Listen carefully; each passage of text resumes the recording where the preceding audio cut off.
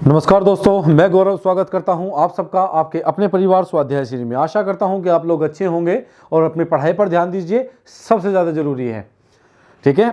और जल्दी ही आप लोगों के यूपी पुलिस कांस्टेबल और यूपी लेखपाल की वैकेंसी आप लोगों का इंतजार कर रही है। बस जल्दी से अपना नंबर ले आइए और सब अच्छा हो जाएगा लाइफ में। ठीक है, तो शुरू करते हैं हम। मैंने आपको कहा था कि मैं यूपी पुलिस में यहाँ से बाहर कुछ नहीं जाने दूंगा, तो मैंने कहा था मैं नहीं जाने दूंगा, तो जाने ही नहीं दूंगा। ठीक है। और यूपी पुलिस हो चाहे लेखपाल हो, आते तो यहाँ से ही है। सिलेबस दोनों का सेम है, कुछ अलग तो जाएगा नहीं। ठीक है, तो अब शुरू करते हैं हम। हमारा जो टॉपिक है आज का, हमारा जो टॉपिक चला हुआ है वो चला हुआ है क्या? वर्ण। क्या चला हुआ है? वर्ण, व्यंजन, सॉरी, हाँ, वर्ण में व्यंजन। स्वर को हमने कंप्लीट कर लिया था और व्यंजन हमारा टॉपिक चला हुआ है क्या? व्यंजन। और मैंने कल आपको बताया था कि व्यंजन क्या होते हैं। व्यंजन के बारे में मैंने आपको बताया था कि व्यंजन क्या होते हैं। ऐसी ध्वनियां जिनके उच्चारण में हमें स्वर की सहायता लेनी होती है। क्या? ऐसी ध्वनियां जिनके उच्चारण में हमें स्वर की सहायता लेनी होती है, उन्हें क्या कहते हैं? उन्हें व्यंजन कहते हैं। व्यंजन स्वतंत्र ध्वनि नहीं होती। जैसे स्वर, अगर स्वर की बात करता हूं तो स्वर स्वतंत्र ध्वनि होती है। मैंने आपको बताया था स्वर जो है वो स्वतंत्र ध्वनि है। जैसे ए स्वतंत्र है, आ स्वतंत्र है। अब क्या हो गए? आ, हाँ, ए प्लस ए से तो बना है, उसमें क्या है तो स्वर ही ना। व्यंजन की सहायता तो लेने की आवश्यकता नहीं पड़ी। लेकिन अगर मैं बात करता हूं कै की, क्या? कै, तो कै के योग में कै को बनाने के लिए हमें कै का जो उच्चारण हुआ है वो इस प्रकार से हुआ है, कै प्लस ए। क्या? कै प्लस ए के योग से क्या बना है आपका? कै, और ए से बना है आपका कै। ठीक है, दोबारा देखिए, मैं यहाँ पे लिख देता हूं, ये होता है कै और प्लस ए, इससे यहाँ पे क्या बना है? ये कै। ठीक है ना? कै, कै एक व्यंजन है जिसका उच्चारण करने के लिए हमें स्वर की सहायता लेनी होती है। क्या? स्वर की सहायता लेनी होती है। आप किसी का भी कर सकते हो। चे का देख लीजिए, चे, चे जो बना है वो बना है चे प्लस ए। ठीक है, चे प्लस ए से क्या बना है? चे बना है। क्या बना है? चे बना है। अब देखिए, चे हो गया और चे प्लस ए से बना है। आप किसी को भी देख सकते हो। आप तय को देख लीजिए, तय, तय क्या हो जाता है कभी कभी। अगर तय की बात करते हैं तो तय बना है तय प्लस ए से, तय प्लस ए से तय बना है। क्या बना है? तय। तो मैंने आपको क्या कहा है कि स्वर जो होते हैं वे स्वतंत्र ध्वनि होती है। कैसी? स्वतंत्र ध्वनि होती है। लेकिन अगर हम बात करते हैं व्यंजन की, तो व्यंजन स्वतंत्र ध्वनि नहीं होती। इनके उच्चारण में हमें किसकी सहायता लेनी होती है? आपके स्वर की सहायता लेनी होती है। बताइए किसकी सहायता लेनी होती है? स्वर की सहायता लेनी होती है। ठीक है, अब नोट करके एक बात लिख लीजिए कि अगर किसी भी व्यंजन के नीचे हलंत लगा होता है, किसी भी व्यंजन के नीचे हलंत लगा होता है तो व्यंजन स्वर रहित होता है। हमारा टॉपिक चला हुआ है क्या?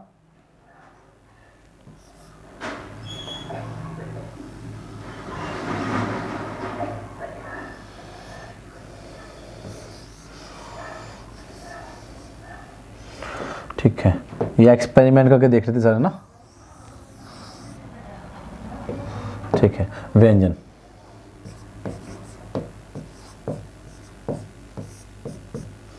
राइटिंग साफ नहीं है, उसके लिए सॉरी। व्यंजन। अब व्यंजन की अगर हम लोग बात करते हैं, मैंने आपको ये कल लिखवा दिया था कि व्यंजन ऐसी ध्वनि होती है जिनका उच्चारण स्वतंत्र रूप से नहीं होता। इनका उच्चारण करने के लिए हमें स्वर की सहायता लेनी होती है। नोट कर लिखिए, ये कल हम शुरू कर चुके थे और इसमें हमने व्यंजन को लिख भी लिया था कि व्यंजन क्या होता है, इसलिए मैं आज टाइम वेस्ट नहीं करूँगा आपका। नोट,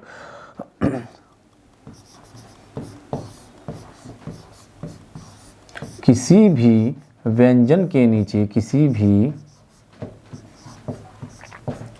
व्यंजन के नीचे हलंत लगा होने पर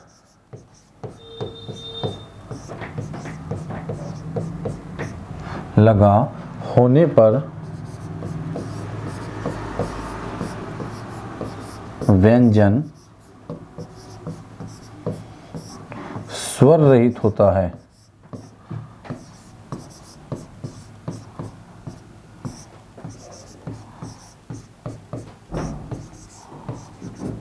ठीक है, किसी भी व्यंजन के नीचे अगर हलंत लगा होता है तो वह स्वर रहित होता है। जैसे अगर मैं बात करता हूँ जैसे, ताकि आप लोगों की समझ में यहीं का यहीं आ जाए, जैसे।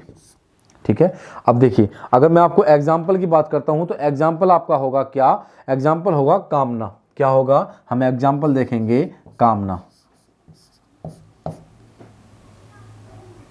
कामना हम राम भी देख सकते हैं, हम श्याम भी देख सकते हैं, वो धीरे धीरे देखेंगे। ठीक है ना? तो कामना, कामना को देखिए, थोड़ा आसान होगा। पहले कै, इसमें कितने वर्ण हैं आप लोगों को बताना है कि कामना में कितने वर्ण हैं। बताइए कितने वर्ण हैं? ऑप्शन दे देता हूं, 1, 5, 6, 4। बताइए इनमें से कौन सा राइट आंसर होगा? आप लोग कमेंट कीजिए, क्योंकि आप लोग कमेंट कर सकते हो। आप लोग लाइव क्लास में कमेंट कीजिए। लाइव नहीं है मैं जानता हूं, लेकिन आप लाइव की तरह कमेंट कर सकते हो। आपके कमेंट रीड करे जाएंगे, वो लाइव लाना आपके हाथ में है। ठीक है, तो हम देखते हैं इसमें कितने वर्ण हैं। क्या 1, 5, 6 या 4? इसमें कितने वर्ण हैं? मैंने वर्ण पूछा है, व्यंजन या स्वर नहीं पूछा। ऐसे हम बता सकते हैं कितने हैं, व्यंजन भी और स्वर भी, लेकिन मैं सब कुछ इकट्ठा बता दूंगा कि इसमें कितने वर्ण हैं। वर्ण के अंदर ही दोनों आ जाएंगे। चलो देखिए, ऑप्शन में से कोई सा भी सही नहीं होगा। देखिए इसका वर्ण विच्छेद करते हैं। क्या करते हैं? वर्ण विच्छेद। कै, हलंत लगा दिया, प्लस ए, आ प्लस मैं, प्लस ए, प्लस आपका ने, हलंत,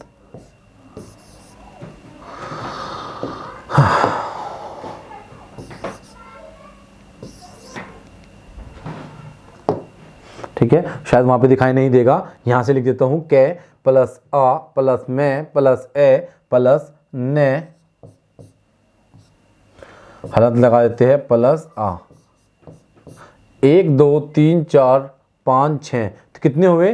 कितने वर्ण हुए इसमें? इसमें कुल 6 वर्ण हुए। कितने? इसमें कुल 6 वर्ण होते हैं। कितने? कुल 6 वर्ण इसमें होते हैं। अगर बात करते हैं कमल की, क्या हम बात करते हैं कमल? कमल में कितना वर्ण विच्छेद करते हैं इसका? कै, हलंत लगाया ए, प्लस में, हलंत लगाते हैं ए, प्लस ले, हलंत लगाते हैं प्लस ए। ये क्या हुआ? ये आपका कमल हुआ। 1, 2, 3, 4, 5, 6। कमल में भी कितने वर्ण हुए? कमल में भी 6 वर्ण होते हैं। और कामना में कितने हुए थे? 6। तो कमल में भी 6 वर्ण हुए और कामना में भी कितने वर्ण हुए? कामना में भी 6 वर्ण हुए। अब कैसे? ये तो 3 थे। अब देखिए मैंने आपको बताया था कि जब किसी व्यंजन के नीचे हलंत लगा देते हैं, क्या करते हैं? जब किसी व्यंजन के नीचे हलंत लगा देते हैं तो वह स्वर रहित हो जाता है। ये लिखा हुआ, किसी भी व्यंजन के नीचे हलंत होने पर व्यंजन स्वर रहित होता है, स्वर रहित होता है। अब देखिए भाई कै, मैंने कै के नीचे हलंत लगाया तो इससे आ अलग होकर निकल गया। जैसे ही मैंने कै के नीचे हलंत को लगाया तो आ अलग हो गया एकदम से। कहने लगा भाई अब मैं नहीं रहने का तेरे साथ, तेरे घर पे तो कोई और आ गया तेरे साथ और मैं तेरे साथ अब नहीं रह सकता। ठीक है ना? इसी प्रकार जैसे ही मैंने मैं में हलंत लगाया तो ए इससे अलग निकल गया। ठीक है, ए हमें नहीं दिख, भाई कै के साथ आ था तो आ मिल जाता है, और मैं के साथ तो ना आ है, ना दिखाई दे रहा है, ना ए है, ना ई है। लेकिन आपको पता है कि एकमात्र हिंदी का स्वर ऐसा होता है जो अमात्रिक होता है। एकमात्र वर्ण जो अमात्रिक है, कौन सा है? ए। एकमात्र वर्ण ऐसा है जो अमात्रिक है, अर्थात जिसकी कोई मात्रा नहीं है लेकिन उसकी ध्वनि है। तो ए की ध्वनि, मैंने कहा था कि कोई भी स्वर, अगर कोई भी व्यंजन अगर उसके नीचे हलंत नहीं है तो वह स्वर सहित है, लेकिन हलंत होने पर स्वर रहित है। अगर हलंत है तो उसके साथ स्वर नहीं है, और अगर हलंत नहीं है तो अर्थात वह पूर्ण है फिर भी, तो इसका मतलब है वह स्वर के साथ है। अब किसी और स्वर की मात्रा इसके साथ नहीं है तो मैं के साथ तो कौन सा होगा जिसकी मात्रा नहीं होती, अर्थात अमात्रिक स्वर होगा। तो कै प्लस आ प्लस मैं प्लस ए, अन्य और प्लस आ। ठीक है, तो ने के साथ आ था तो इसलिए आ किया, ना कि ने ही कर दिया। अब आप इतने भी छोटे बच्चे नहीं हो कि आपको समझ में नहीं आ रहा है ये।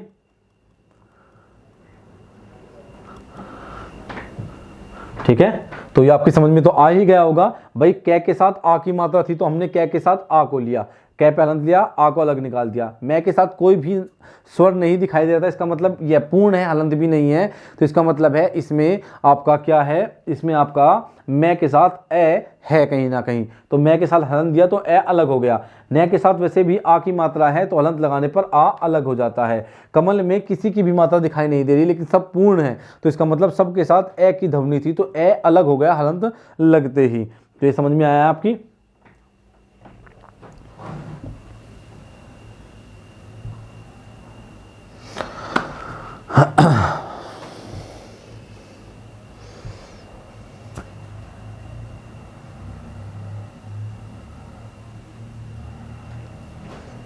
ठीक है, ये दिखाई दे रहा है। अब देखिए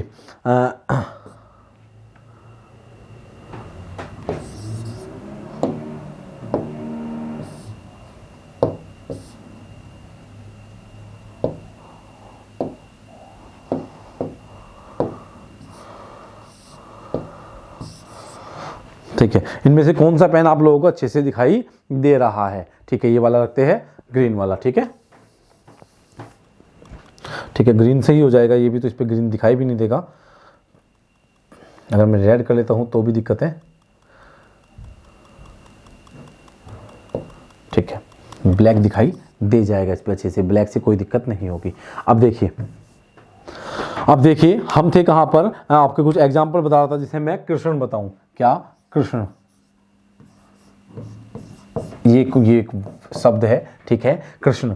अब हम देखते हैं कै, हलंत दिया और री को अलग लिया। ठीक है, क्योंकि कै के साथ किसकी मात्रा थी? री, और री एक स्वर होता है, प्लस से, हलंत लिया और इसकी मात्रा को अलग किया, प्लस अणे, अणे में हलंत लिया और ए को अलग कर लिया। क्या हुआ? इसमें कुल कितने वर्ण हुए? इसमें कुल 6 वर्ण हो गए। 1 2 3 4 5 और 6, कुल कितने वर्ण हुए इसमें? कृष्ण में कुल 6 वर्ण हो गए। अब कुछ ऐसा देखते हैं जो आपको थोड़ा सा ठीक लगेगा। अगर मैं जानता हूं कि कुछ के मन में कुछ ना कुछ क्वेश्चन आ ही गया होगा। अब देखिए, यही क्वेश्चन होगा ना कि अगर कोई शब्द, कोई वर्ण आधा आ जाए तो हम क्या करेंगे? अब देखिए वे के साथ किसकी मात्रा है? अगर वे का, इसका वृष्टि का वर्ण विच्छेद करते हैं तो वे एक हलंत लगाते हैं वे के साथ और री की मात्रा को, स्वर को अलग कर देते हैं, प्लस। अब देखते हैं शे। अब मैंने कहा था जिस स्वर के नीचे हलंत नहीं होता अर्थात वह स्वर रहित है, अर्थात वह स्वर रहित है, अर्थात वह आधा है। तो शे में कोई स्वर नहीं है, वो पहले से ही आधा है। आधे का मतलब ही क्या है कि वो स्वर सहित, स्वर रहित है, उसमें स्वर नहीं है, अर्थात वह क्या है? उसके नीचे हलंत है पहले से ही। तो इसमें क्या करते हैं? शे के साथ हलंत लगा देते हैं। ये से पहले से ही आधा है और इसके साथ कोई भी स्वर नहीं है। ठीक है ना? और टे प्लस ई। ठीक है, टे प्लस ई, क्योंकि टे पे किसकी मात्रा है? पहले से ही, टे पे पहले से ही ई की मात्रा लगी हुई है, लेकिन शे पे कोई मात्रा नहीं है और शे वैसे भी आधा लिखा हुआ है। या तो आप किसी भी चीज़ के नीचे हलंत, आप मान लीजिए मैं लिखता हूँ, क्या, मैं बस आपको समझाने की कोशिश कर रहा हूँ। ठीक है, देखिए जैसे मैं लिखता हूँ कै, ये पूरा कै है। अगर मैं लिखता हूँ कै, सही बात है, हलंत निकाल दिया मैंने इससे अलग कर दिया और ये हो गया ऐसे। लेकिन अगर मैं हलंत वाले को ऐसे लिख देता हूँ तब भी कोई दिक्कत नहीं है। ये अगर मैं हलंत लगा के ऐसे लिखता हूँ तो भी यह आधा ही है, अर्थात स्वर रहित है। और अगर मैं कै को आधा लिख देता हूँ उक्ति, जैसे उ क त ई, जैसे उक्ति। ठीक है ना, उक्ति। तो कै आधा है, या हम इसको ऐसे भी लिख सकते हैं, हलंत लगा दिया। ठीक है ना, हलंत लगाएंगे तो भी वह आधा ही होगा, तो भी आधा होगा, और हलंत के बिना अगर आधा करना चाहोगे तो भी आधा ही होगा वह। ठीक है ना?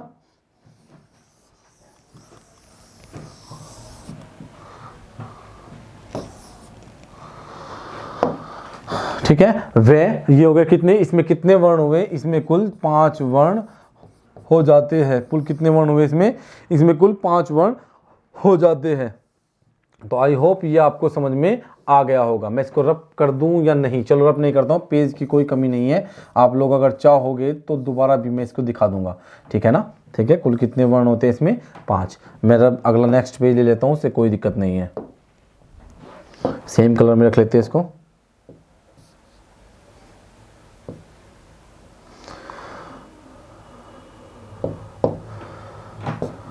ठीक है।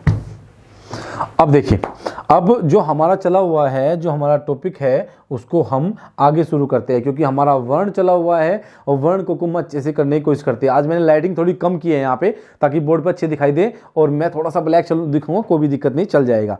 अब देखिए, मैंने आपको क्या बताया था कि वर्ण, अब तक हमने समझा कि व्यंजन क्या होता है, यह कैसे स्वतंत्र नहीं होता और इसके नीचे हलंत लगा होता है तो क्या होता है। जैसे ही हम हलंत लगाते हैं, ये मैंने बताया आपको कि जैसे ही हम हलंत का प्रयोग करते हैं तो हलंत का प्रयोग करने पर क्या होता है, स्वर रहित हो जाता है। क्या वह स्वर रहित हो जाता है। ठीक है, अब हम देखते हैं, नेक्स्ट पेज पे हम आ गए हैं। ठीक है, तो अब हम देखते हैं उच्चारण के आधार पर व्यंजन। कल मैंने कितने व्यंजन बताए थे आपको? 41। कितने? 41। और कितने बताए थे आपको? 11 मैंने क्या बताए थे आपको? स्वर बताए थे। 2 और 5 टोटल कितने हो गए? 52 हो गए। अब इसमें से कुछ बच्चे बोलेंगे कि सर स्वर जो है वो 13 होते हैं, लेकिन वर्तमान में जो हमारी वर्णमाला है उसमें 11 है। जो अयोगवाह थे अंग और ए, इन्हें अयोगवाह कहा जाता है। अंग और ए को, ये अयोगवाह होते हैं, अंग और ए।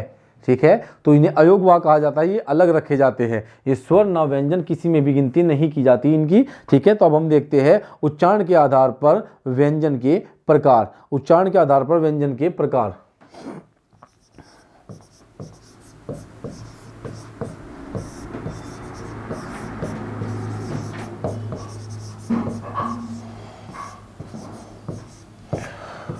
ठीक है, व्यंजन आप लोगों को पता है कि हम व्यंजन ही पढ़ रहे हैं। उच्चारण के आधार पर व्यंजन के प्रकार हम देखते हैं। स्पर्श व्यंजन कितने होते हैं? नंबर 1 पर है स्पर्श व्यंजन। इनको डिफाइन करूंगा मैं बहुत अच्छे से, उसमें कोई दिक्कत नहीं है। कितने होते हैं? 25। अगर इसमें द्विगुण को भी शामिल कर लिया जाए तो 2 और हो जाते हैं, तो कितने हो जाते हैं? 27। ये 2 कौन कौन से हैं देख लीजिए, डे और ढे।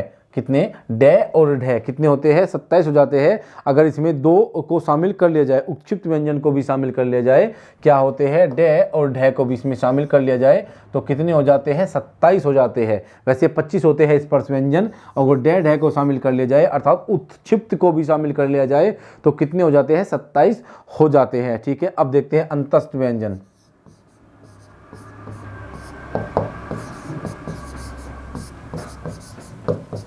अब कुछ दोस्त कहेंगे कि अंतस्थ ही इनका नाम क्यों है? अंतस्थ कहने का मतलब क्या है? अंतस्थ का मतलब होता है बीच में।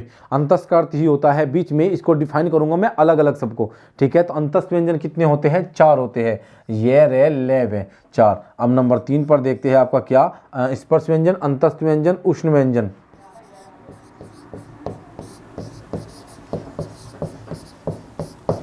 उष्ण व्यंजन कितने होते हैं? ये भी 4 होते हैं। श और शेष, श और है। और नंबर 4 पर देखिए आप क्या होते हैं? नंबर 4 पर आपके होते हैं क्या? नंबर 4 पर होंगे आपके संयुक्त व्यंजन। क्या? संयुक्त व्यंजन। ये भी कितने होते हैं? 4 होते हैं। और आगत ध्वनियां होती है 2। क्या? जो इंग्लिश, जो किसी अन्य भाषा से आई है, आगत ध्वनि। ठीक है, और एक अन्य होती है आगत ध्वनि। आगत ध्वनि कितनी होती है? 2 होती है। ठीक है ना, आगत ध्वनि कितनी होती है? 2 आगत ध्वनि होती है। ठीक है, कौन? अब हम देखेंगे अंतस्पर्श व्यंजन कौन से होते हैं, अंतस्थ कौन से, उष्ण कौन से, संयुक्त कौन से, और आगत ध्वनि कौन सी होती है। इनकी डेफिनेशन को देखने की कोशिश करेंगे कि इनकी कौन कौन से की क्या डेफिनेशन होती है। ठीक है, आज रेड का प्रयोग करता हूं, मैं रेड पे लिखना चाहता हूं। दिखाई दे रहा है अच्छे से? वैसे बहुत ज़्यादा चमक आ रही है, पर फिर भी मैं आज लिखना चाहता हूँ रेड से ही। दिखाई दे रहा है? कुछ नहीं दिखाई दे रहा है, तो रेड पे शायद मैं नहीं लिख पाऊंगा। ये दिख रहा है? हाँ, ये शायद आप लोगों को अच्छे से दिख जाएगा। ये आपको अच्छे से दिख जाएगा। अगर मैं इसको थोड़ा सा डार्क कर लेता हूँ तो शायद और अच्छे से ये दिखाई दे। नहीं, अब शायद दिखाई नहीं देगा। हाँ।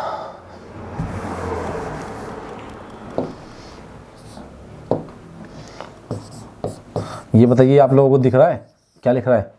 बस ये दिखना चाहिए। अगर आप लोगों को ये अच्छे से दिख जाएगा तो फिर कोई दिक्कत नहीं है। आज रेड का प्रयोग करके देखते हैं। वैसे भी इतने सारे कलर है इसमें, तो कलर का यूज़ तो करना चाहिए। वैसे मैं साथ साथ बोलता रहता हूँ, तो आप लोग अच्छे से नोट कर ही सकते हो। कुछ भी प्रॉब्लम होगी तो अरे चलो मैं कलर चेंज कर लेता हूँ यार, वरना बोलोगे कि सर ने तो हद ही कर दी। अपनी चॉइस से पढ़ा रहे, बिल्कुल अपनी चॉइस से ही पढ़ाएंगे। लीजिए बस खुश हो गए, इस पे तो पढ़ जाएंगे, अच्छे से पढ़ सकते हैं ना इस पे तो। ये नहीं दिखाई देगा। अब बोलोगे सर कलर कलर खेलते रहोगे या पढ़ाओगे भी, ये दिखाई दे रहा है? हाँ शायद ये दिखाई दे जाएगा। इसे थोड़ा सा और डार्क कर लेते हैं, लीजिए ठीक है। चलिए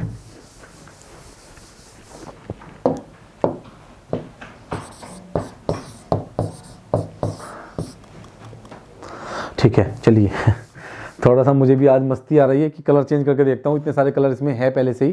तो अब शुरू करते हैं हम देखते हैं स्पर्श व्यंजन। क्या स्पर्श व्यंजन? शायद बस आप लोगों को अच्छे से दिखाई दे स्पर्श व्यंजन। उसके लिए सॉरी, कल जो आपका जो कल क्लास हुई है उन क्लास में सब में ही मैंने बाद में देखा कि सब में आवाज़ आ रही है, तो उस आवाज़ का थोड़ा सा प्रॉब्लम ये हो गई कि आवाज़ के बारे में कुछ पता नहीं था कि आवाज़ आ रही है। वो बैटरी जो थी वो डाउन हो गया था शैल, और उसी वजह से वो आवाज़ आ रही थी। आवाज़ का पता नहीं चला, लेकिन पढ़ाने में कोई कंजूसी नहीं थी, पढ़ाया आपको अच्छे से ही गया है। क्या किया गया है? पढ़ाया तो आपको अच्छे से ही गया था, ठीक है। वो बस बैटरी की थोड़ी प्रॉब्लम थी जो समझ में नहीं आई उस टाइम पे, बाद में उसका पता चला तो उसके में हम कुछ नहीं कर पाए, क्योंकि वीडियो भी अपलोड हो चुकी थी और आपको पढ़ाया भी जा चुका था, ठीक है। तो अब हम देखते हैं स्पर्श व्यंजन। क्या देखते हैं? स्पर्श व्यंजन। मेरे लिए तो यही कलर अच्छा है, क्योंकि मुझे लगता है कि शायद आप लोगों को दिखाई नहीं देगा उस कलर में। स्पर्श व्यंजन। स्पर्श व्यंजन कौन से होते हैं? स्पर्श व्यंजन वे व्यंजन होते हैं जो हमारे मुख के किसी ना किसी भाग को स्पर्श करके निकलते हैं। स्पर्श व्यंजन उन्हें कहते हैं जिन व्यंजनों का उच्चारण करते समय जिन व्यंजनों का उच्चारण करते समय वायु हमारे मुख के किसी न किसी भाग को स्पर्श करके निकलती है। क्या होते हैं? स्पर्श व्यंजन होते हैं। क्या होते हैं? स्पर्श व्यंजन होते हैं।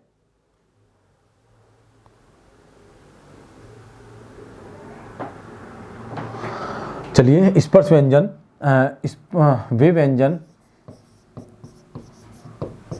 वे व्यंजन जिनका उच्चारण करते समय जिनका उच्चारण करते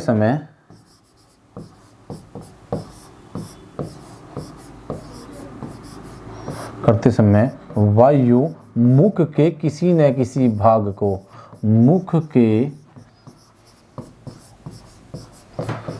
किसी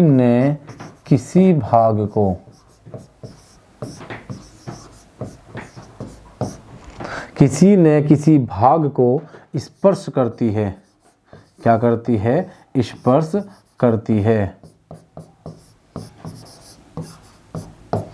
कि वायु के मुख के किसी ना किसी भाग को स्पर्श करती है, उसे क्या कहते हैं? स्पर्श व्यंजन कहते हैं। इनकी संख्या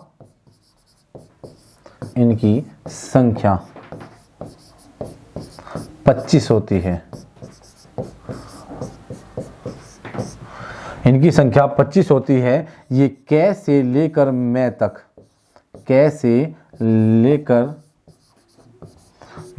तक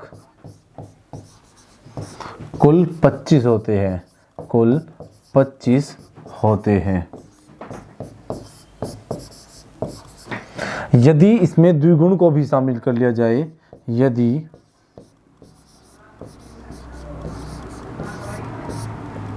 इसमें द्विगुण या उत्क्षिप्त एक ही बात है। यदि इसमें उत्क्षिप्त क्या करते हैं? उत्क्षिप्त व्यंजन को भी शामिल कर लिया जाए, व्यंजन को भी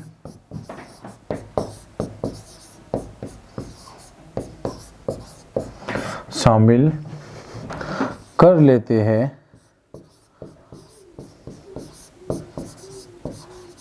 यदि इसमें उत्क्षिप्त व्यंजन को द्विगुण व्यंजन भी कहा जाता है। क्या? उत्क्षिप्त व्यंजन को द्विगुणी व्यंजन भी कहा जाता है। यदि इसमें द्विगुण क्या कहा जाता है? द्विगुण व्यंजन भी कहा जाता है। उत्क्षिप्त व्यंजन को भी शामिल कर लेते हैं, तो ये 25 + 2 हो जाते हैं। अब ये दो कौन से हैं? ये दो है डे और ढे।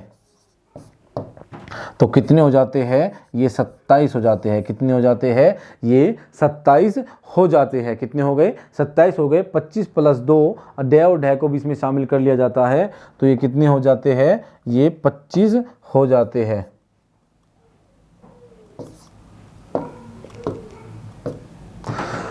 ठीक है ना, ये कितने हो जाते हैं, 25 हो जाते हैं। और कल के लिए मैं दोबारा से सॉरी कहना चाहूँगा, कल बहुत ज़्यादा आवाज़ आ रही थी, उसके लिए सॉरी, क्योंकि पता नहीं चलता दोस्तों, पढ़ाते हैं ना साथ साथ तो उसका पता नहीं चलता। अब लाइव होते हैं तो आप लोग कमेंट कर देते हो, लेकिन लाइव नहीं होते तो कमेंट नहीं हो पाती और पता भी नहीं चलता कि क्या चला हुआ है। आज मैं भी अलग अलग कलर ले रहा हूँ, मुझे पता कलर पे कुछ दिखाई नहीं देगा इन पे, इनका मुझे ये भी नहीं पता कि किस कलर पे क्या दिखाई देगा। बस मेरा मन कर रहा है कि अलग अलग कलर ले लेते हैं, लेकिन वही आपको दिखाई नहीं देगा तो फ़ायदा क्या होगा। ठीक है ना, तो क्या हो गया, उत्क्षिप्त व्यंजन हो जाते हैं। कितने, उत्क्षिप्त व्यंजन हो जाते हैं।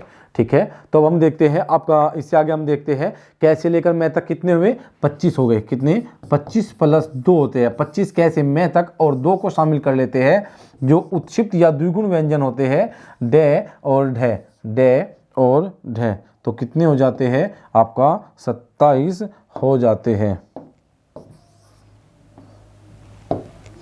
डे और ढे को भी शामिल कर लिया जाता है, तो कितने हो जाते हैं, 27 हो जाते हैं।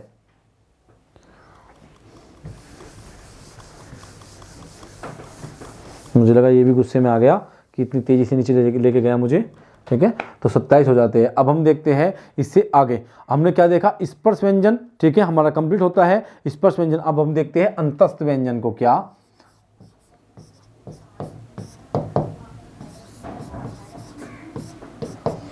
क्या हुआ, अंतस्थ व्यंजन। अंतस्थ व्यंजन कौन से होते हैं, अंतस्थ व्यंजन वे व्यंजन होते हैं जिनका उच्चारण स्वर और व्यंजन के मध्य में किया जाता है। क्या होता है, जिनका उच्चारण स्वर और व्यंजन के मध्य होता है। देखिए अंतस्थ व्यंजन क्या होते हैं, अंतस्थ व्यंजन वे होते हैं जिनका उच्चारण स्वर और व्यंजन के मध्य में होता है, अर्थात इनके बीच में होता है।